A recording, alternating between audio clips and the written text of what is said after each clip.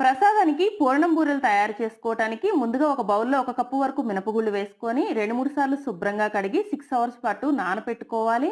తర్వాత ఇంకొక బౌల్‌లో అదే కప్పుతో 1 ½ కప్పు వరకు రేషన్ బియ్యం వేసుకొని శుభ్రంగా కడిగి వీటిని కూడా 6 అవర్స్ పాటు నానపెట్టుకోవాలి.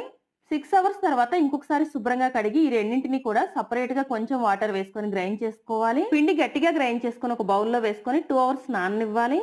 ఈలోగా ఇంకొక బౌల్లో ఒక కప్పు పచ్చిశనగపప్పు వేసుకొని శుభ్రంగా కడిగి 2 గంటలు నానపెట్టుకోవాలి. శనగపప్పు నానిన తర్వాత ఇంకొక 2 సార్లు శుభ్రంగా కడిగి కుక్కర్ లో వేసుకొని 2 గ్లాసులు వాటర్ వేసుకొని కుక్కర్ మూత పెట్టి విజిల్ పెట్టి 3-4 విజిల్స్ వచ్చే వరకు ఉడికించుకోవాలి. పప్పు ఉడికిన తర్వాత మనం చేత్తో పట్టుకొని చూసినప్పుడు ఇలా మెత్తగా అయిపోవాలి. ఇప్పుడు ఈ పప్పుని చిల్లులు గిన్నెలో వేసుకొని వడకట్టుకొని వాటర్ మొత్తం పోయిన తర్వాత ఇంకొక గిన్నెలో వేసుకోవాలి. 1 కప్పు శనగపప్పుకి 1 కప్పు వరకు బెల్లం వేసుకొని 1/2 స్పూన్ వరకు ఇలాచీ పౌడర్ వేసుకొని ఒకసారి కలిపి స్టవ్ పైన పెట్టి ఉడికించుకోవాలి. పప్పు ఇలా దగ్గర పడిన తర్వాత ఒకసారి మెదుపుకొని పూర్తిగా చల్లారనివ్వాలి.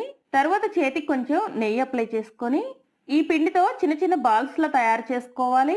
ఇలా అన్నింటినీ చేసి పక్కన పెట్టుకొని ముందుగా రుబ్బు పెట్టుకున్న పిండిలో 1/2 స్పూన్ వరకు సాల్ట్, చిటికెడు వంట సోడా వేసుకొని ఒకసారి కలుపుకొని పూర్ణాలు వేసుకోవాలి. పిండి లూజ్ గా అనిపిస్తే కొంచెం మైదా పిండి లేకపోతే బియ్యం పిండి కలుపుకోవచ్చండి. ఆయిల్ బాగా వేడైన తర్వాత పూర్ణాలు వేసుకొని 2 వైపులా ఫ్రై చేసుకోవాలి. పూర్ణం బూరెలు రెడీ అయిపోయాయి. Thanks for watching.